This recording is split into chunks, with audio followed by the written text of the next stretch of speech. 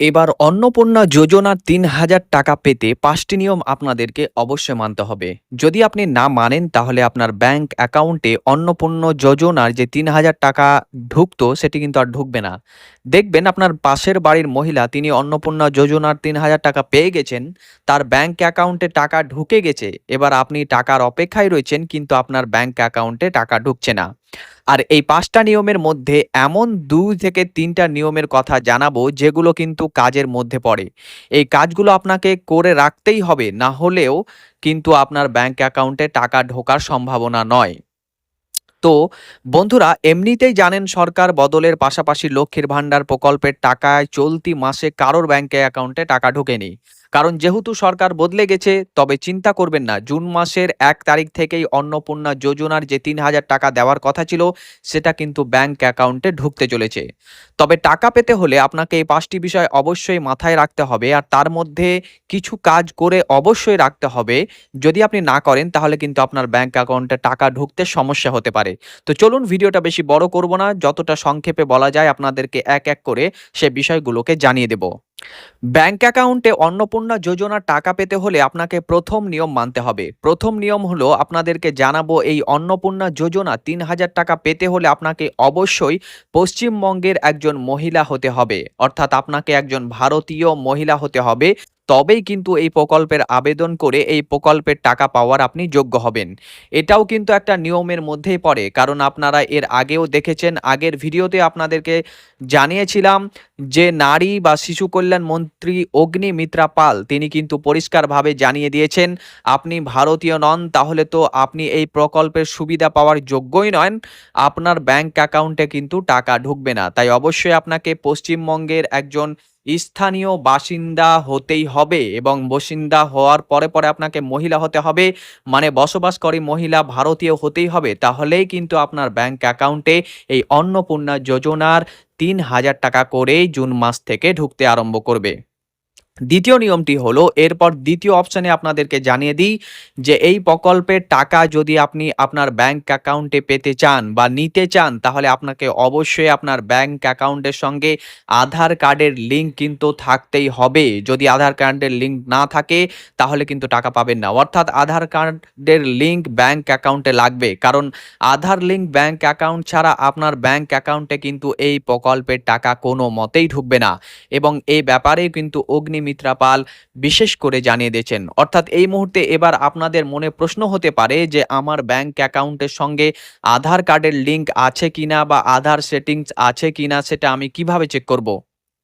আগে এই নিয়ে আমি পরবর্তীতে একটি ভিডিও বানাবো, যেটি আমি ডেসক্রিপশন বক্সে এই ভিডিওর বক্সে লিঙ্ক দিয়ে দেব। আপনারা অবশ্যই সেটা দেখে রাখার চেষ্টা করবেন এবং সেটা দেখেই কিন্তু আপনি সেই জিনিসটি করার চেষ্টা করবেন। তো আমি পরবর্তী ভিডিও সেটাই নিয়ে আসতে চলেছি। তো আপনারা সেই ভিডিওটি পাওয়ার জন্য চ্যানেলটিকে অবশ্যই সাবস্ক্রাইব করে রাখুন।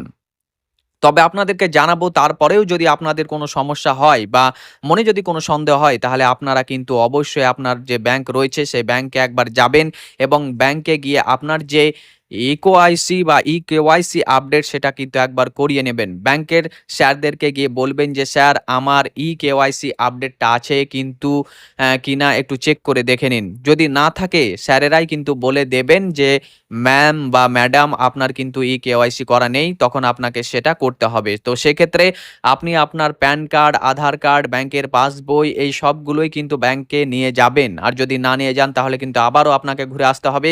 আর যার পরে কিন্তু আপনার সেই ইকেওয়াইসিটি হবে না। তাই আপনাকে অবশ্যই ইকেওয়াইসিটি করতেই হবে। মানে নিজেকে যেতে হবে, কারণ ওখানে কিন্তু আঙ্গুলের ফিঙ্গারপ্রিন্ট নেওয়া হবে, তারপর চোখের রেটিনা স্ক্যান করা হবে, আপনার ছবি তোলা হবে, তুলে আপনার কেওয়াইসি আপডেটটা করা হবে। তাই অবশ্যই আপনার ব্যাংক অ্যাকাউন্টের সঙ্গে আপনার আধার কার্ডের লিঙ্ক বা কেওয়াইসি আপডেটটা করিয়ে নেবেন। না হলেও কিন্তু আপনার ব্যাংক অ্যাকাউন্টে এই অন্নপূর্ণা যোজনার টাকা ঢুকবে না, এবং এটাই বাস্তব সম্মত কথা। এবার আপনাকে আরো একটি গুরুত্বপূর্ণ বিষয় জানিয়ে দিই। ৩য় নিয়ম যেটি সরকারের পক্ষ থেকে ঘোষণা করা হয়েছে। এরপর ৩য় নম্বর অপশন যেটি আপনাকে জানিয়ে দিই, সেটি হলো যে সমস্ত মহিলাদের নাম এসআইআর তালিকা থেকে সম্পূর্ণভাবে বাদ চলে গেছে, মানে ডিলেট হয়ে গেছে, সেই সমস্ত মহিলারা কিন্তু অন্নপূর্ণা যোজনার এই প্রকল্পের সুবিধা পাবেন না, এমনটাই জানিয়ে দিয়েছেন অগ্নিমিত্রা পাল। মূলত কাদের নাম বাদ হয়ে গেছে? যারা ধরুন মারা গিয়েছে বা যে সমস্ত মহিলারা ভারতীয় নয় বা তারা অন্য দেশ থেকে এখানে এসে লুকিয়ে ছিল, তারা কিন্তু পাওয়ার যোগ্য নয়। ফলে সেই সমস্ত মহিলারা কিন্তু এই প্রকল্পের সুবিধা পাবেন না। তবে হ্যাঁ, যদি আপনার আন্ডার অ্যাডজুডিকেশন তালিকায় নাম থাকে বা ট্রাইব্যুনালে আপনি আপিল করে থাকেন, সেক্ষেত্রে আপাতত আপনার নাম কিন্তু বাদ দেওয়া যাবে না। আপনি এই অন্নপূর্ণা যোজনার টাকা আপাতত পাবেন। এটাই জানিয়েছেন অগ্নিমিত্রা পাল।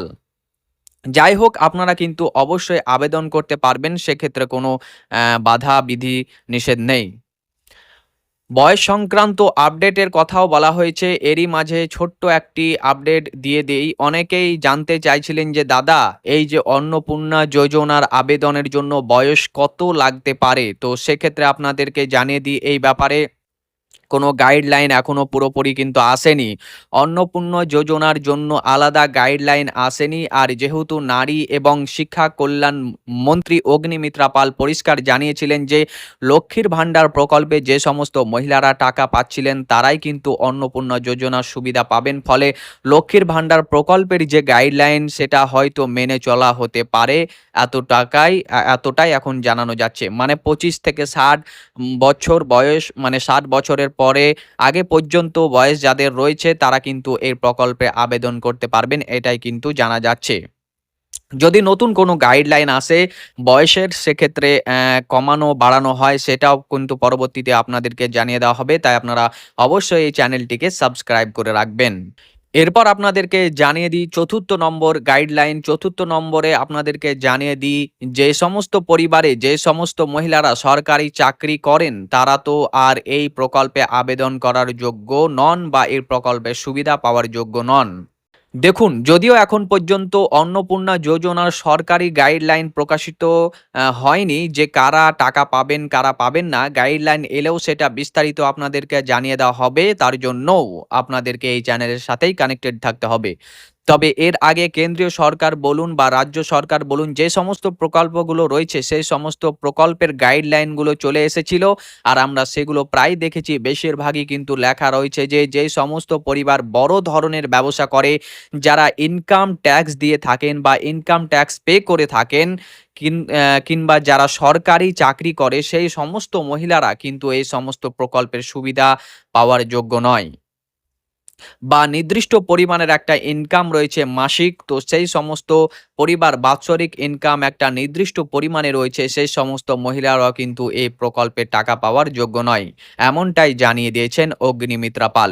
শীঘ্র নতুন গাইডলাইন চলে আসবে। নতুন গাইডলাইন এলে সেটাও আপনাদেরকে পরবর্তী ভিডিওতে জানিয়ে দেওয়া হবে। তবে এটুকু মাথায় রাখতে পারেন যে সমস্ত মহিলারা সরকারি চাকরি করেন বা সরকারি আন্ডারটেকিং এর চাকরি করেন, ভালো পরিমাণে মাইনা পান, তারা কিন্তু এই প্রকল্পে আবেদনের যোগ্য বলে বিবেচিত হবে না। সবথেকে বেশি সম্ভাবনা এটাই রয়েছে। তবে এখনো নিশ্চিত বলবো না, যেহেতু গাইডলাইন আসেনি। গাইডলাইনটা আসতে দিন। গাইডলাইন আসলেই আপনাদেরকে পরবর্তীতে বিস্তারিত জানিয়ে দেওয়া হবে যে কি, কি গাইডলাইন এসেছে এবং কি, কি গাইডলাইন আপনাদেরকে মানতে হবে।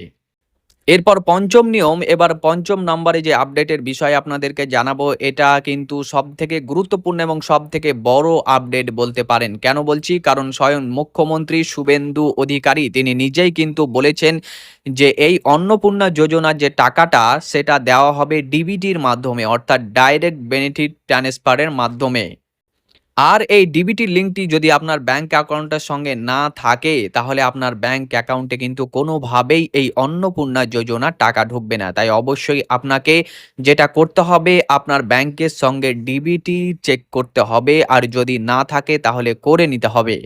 চেক কিভাবে করবেন বা ডিবিটি লিঙ্ক অনলাইনে কিভাবে করবেন, এই নিয়ে আমাদের ভিডিও পরবর্তীতে একটি বানাবো, যেখান থেকে আপনি সেই ভিডিওটি দেখার পর আপনি জেনে নিতে পারবেন যে কিভাবে ডিবিটি লিঙ্ক করতে হয়। সেটা নিয়েই আমরা পরবর্তী ভিডিও নিয়ে আসছি। তার জন্য আপনি অবশ্যই এই চ্যানেলটিকে সাবস্ক্রাইব করে নিন এবং সাথে বেল আইকন ক্লিক করে নিন, যাতে করে পরবর্তী ভিডিওটি আপনি পেতে পারেন এবং সবার প্রথমে আপনার টাকাটিই যেন অন্নপূর্ণা ভান্ডারে টাকাটি ঢোকে। তাই ডেসক্রিপশন বক্সে এই ভিডিওর লিঙ্ক দেওয়া থাকবে এবং চ্যানেলটিকে আপনি অবশ্যই সাবস্ক্রাইব করুন, তাহলে আপনি পরবর্তীতে সেটি দেখে করে নিতে পারবেন। তারপরে আপনাদেরকে জানাবো বন্ধুরা, এর মাঝে আপনারা একবার ব্যাংকে চলে যাবেন। ব্যাংকে গিয়ে যদি ধরুন আপনার মনে হচ্ছে যে ডিবিটি লিঙ্ক আপনি নিজে করতে পারছেন না, কোনো সমস্যা হচ্ছে, বা আপনি ব্যাংকে গিয়ে স্যারদের বলবেন আমার ডিবিটি লিঙ্কটা করিয়ে দিন। ব্যাংকে যাওয়ার সময় আপনার আধার কার্ডের জেরক্স এবং ব্যাংকের অরিজিনাল বই এবং আধার কার্ডের অরিজিনাল এবং আপনার চলতি মোবাইল নাম্বারটি যেটা আপনার আধার কার্ডের সঙ্গে লিঙ্ক রয়েছে সে সঙ্গে পাসবইটিও আপনি সঙ্গে করে নিয়ে যাবেন। এবং ওখান থেকে আপনাকে একটি ফর্ম দেওয়া হবে এবং সেই ফর্মটি আপনি দেখে ফিল আপ করার পরে জমা দিবেন এবং তারপরেই স্যারেরা আপনার ফিঙ্গারপ্রিন্ট বা অন্যান্য বায়োমেট্রিক যে আপডেটগুলো রয়েছে সেগুলো করিয়ে নেবে এবং তারপরে আপনার ডিবিটি লিঙ্ক যেটি রয়েছে সেটি অ্যাক্টিভ করে দেবে।